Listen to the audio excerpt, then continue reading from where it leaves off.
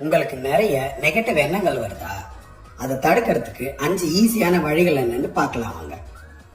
Number 1, ஒரு நாளைக்கு ஒரு 10 நிமிஷம் 6-3-9 மூச்சு பயிற்சி பண்ணுங்க.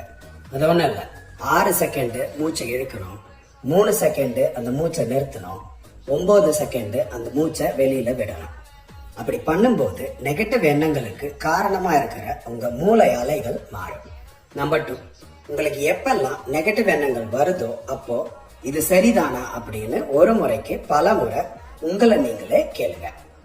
நம்பர் 3, உங்களோட நெகட்டிவ் எண்ணங்களை படமா மனக்கண் முன்னாடி கொண்டு வந்து பாருங்க. அது சுருங்கி சுத்தமா மறையிற வரைக்கும் பாருங்க.